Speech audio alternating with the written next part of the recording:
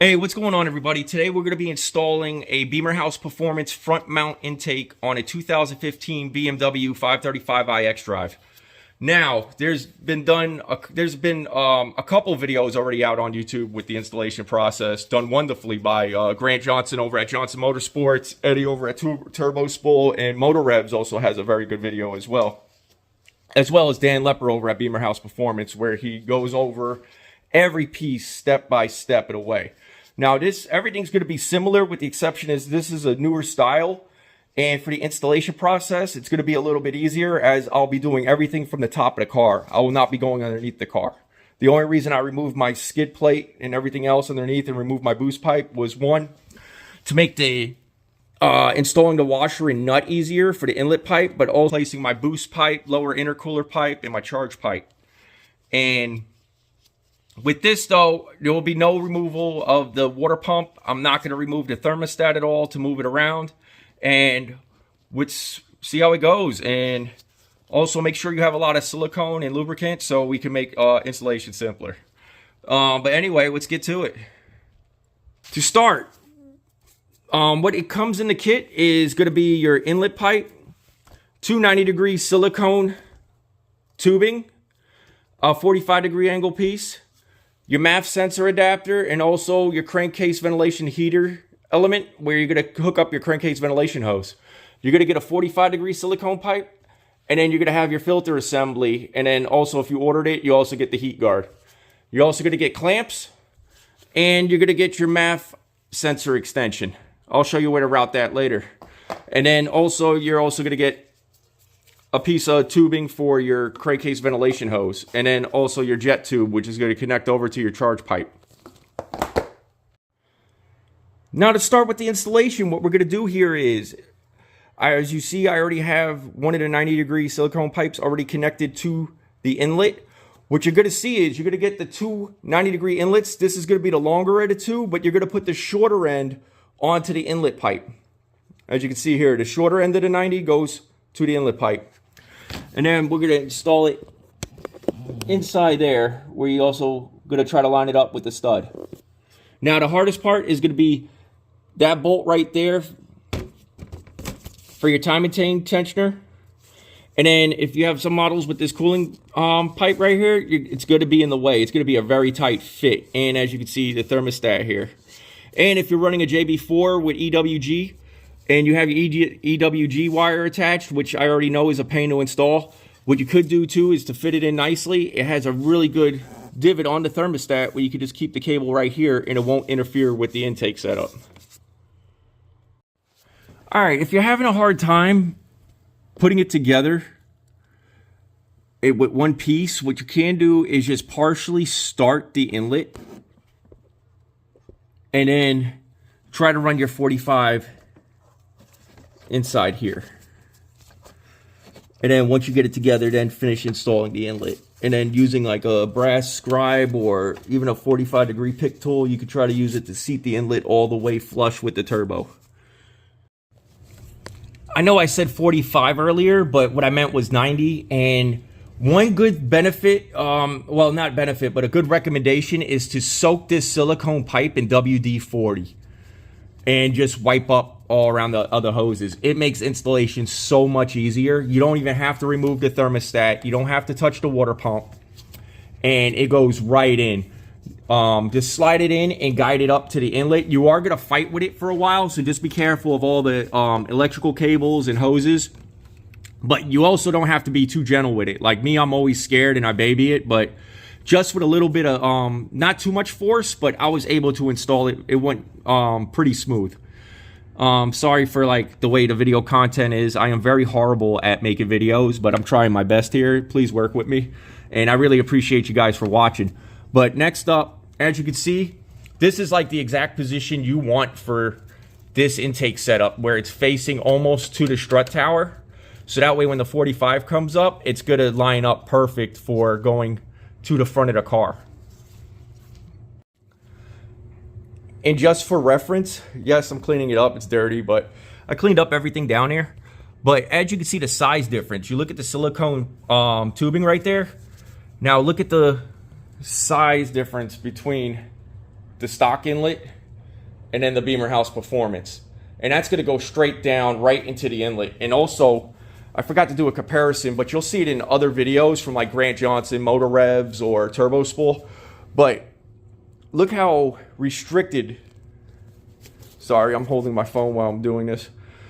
Look how restricted this inlet is, where the Beamer House Performance one is significantly, I would have to say almost close to 30 to 40% bigger on inside diameter. And now it's time to, if you already started your washer and nut like I did, now we're going to go and torque that down. You're not going to torque it too tight. I couldn't find an actual torque spec, but being that it's about like an M6 or almost an M7 nut, you're going to want to torque that to approximately, you want to go less than 11 foot-pounds off the top of my head. But just go about like just until the flange is nice and snug, and then maybe a quarter turn after. And remember, Dan supplies a self-locking nut, so you don't have to worry about it backing out either.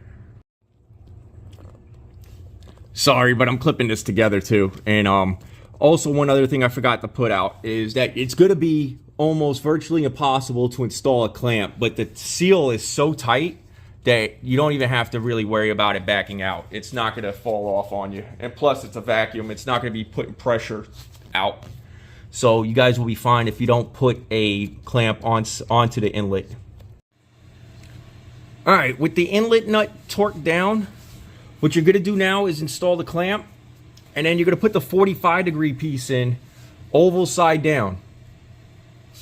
Now, what you want to do too is be careful when you align it. Make sure you align it nice and loose, and still make sure you're not moving your bottom part of your 90 to your inlet, because you don't want to pop it out by mistake.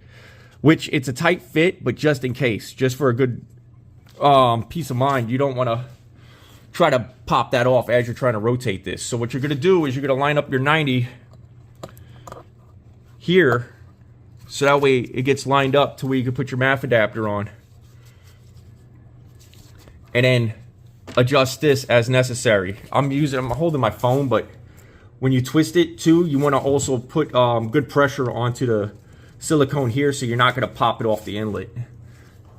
And then using good silicone or WD-40, lubricate the inside too, so you can move this a lot easier. All right, so with this aligned, I didn't connect the hose clamps yet and everything. I'm still lining it up so I could get the MAF adapter right. But again, with version 3, just like version 2, you don't need to remove the hood latch in order to facilitate the installation. But to get to the front part, so we can start setting that up, you have to remove this the 6 T30 bolts for the front bumper. You're just going to partially remove it just so you can get behind here, so you can remove your grill.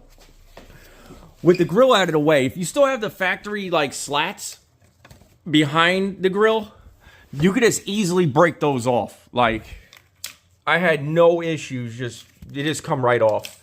And then for this bottom piece, it's just a little clip, which clips right over here, if you can see it clearly. So it just pops right out, and then you can just snap the rest. And then what I'm going to do is I'm going to use my Dremel tool and possibly a file too, and I'm just going to smooth this out for a cleaner look. Now, do you need to do it? No, but I just wanted it to look cleaner. And then you have your access door right here. With the access door out of the way, now we can start putting that 45-degree pipe in our filter and start lining it up here, and then getting our MAF adapter inside where this whole area is. And then with the door, you could actually take off the snorkel that's right behind the grill, where it used to connect to the factory intake. And then once that's removed, then you could put that door right on this side. They're interchangeable, so it doesn't really matter. But let's start getting the filter in.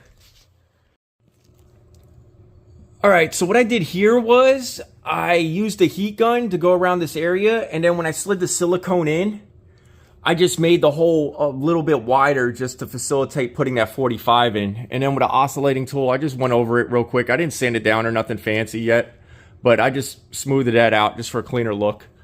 And then now I'm gonna get ready to install the filter assembly, which I'll show. But yeah, you could just either cut it out, or you could use a heat gun and you could just stretch the plastic.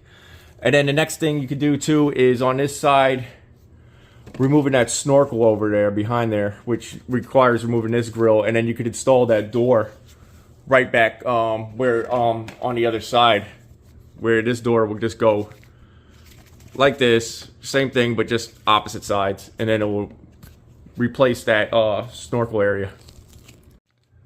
All right, what I did here was I removed that other 90 just so I could facilitate room to put the MAF sensor adapter in, and then I'm gonna remove this 45 so we could start setting up the mass airflow sensor adapter. We're gonna connect this 45 to it, and then we're also gonna swap over the the crankcase ventilation hose heater, and also the oh my god, I really suck at videos, but I'm also gonna install the mass airflow sensor. And then we're going to get that lined up, already set in, so that way we have it clamped to this 45, and then we'll be ready to hook it up to that 90 over here. But I'm also using a brand new crankcase ventilation hose, and I'm just going to cut the hose off and just use the fittings. You could also just use a heat gun to heat up that hose, and then you could just pop these right off. You don't even need a cut. But just watch your hands and use like 2 rags or maybe thicker gloves, so that way you don't burn your hands from the effects of the heat gun. Alright, with the crankcase ventilation hose, the heater part of it on, and the mass airflow sensor, I attached a 45. I got this 90 already tightened up after I aligned it, and now we're about to install it. So we're going to do it as one piece, and we're going to start with sliding it in here. Okay, so I said before, we're going to install it as one piece. Yes, we are. But we're not going to install the clamp that I had down here. This clamp is not needed. It makes a good seal as it is, and it also won't fit in this recess area right here. Whereas on this new version, it's made a little bit thinner where you can get the 45 into the grill more. And this piece goes in, and if you have it clamped, it is not going to go in correctly. So I recommend keeping it unclamped, just using silicone as your sealant, but the tube itself is tight enough. And you're going to route it in, and then you're going to want your 90. You'll know you're wrong if your 90 is kinked. If you see here, it's perfectly bent as a 90 degree. You don't want any kinks in this, because the last thing you want to do is do a pull, and this collapses, and then suffocate your engine. So once that's in, you have enough room where you can just pull here, and if you cut, or you did the heat gun method like I used, and you made this big enough for the 45 to come through, it fits easily. And then you just hook up your air intake filter here. And then what I used was, where is it? I used a little flat ratchet with a 10 millimeter socket, and able to fit in here if you wanted to put a clamp on. You don't need to put a clamp on. I just did for peace of mind. And also, I'm a glutton for punishment, and I like to make things harder on myself. But honestly, you could install this intake in an hour and a half. If you want to do like a clean job, it's going to take maybe about 2-3 hours, depending on how fast you want to work and how you want to make everything fit. But honestly, this took about, I would say, just about 2.5 hours, because I'm also trying to film, and I also had to delete a lot. And as you can tell, I'm still not good at filming, and I'm sorry about that. But I appreciate you guys watching.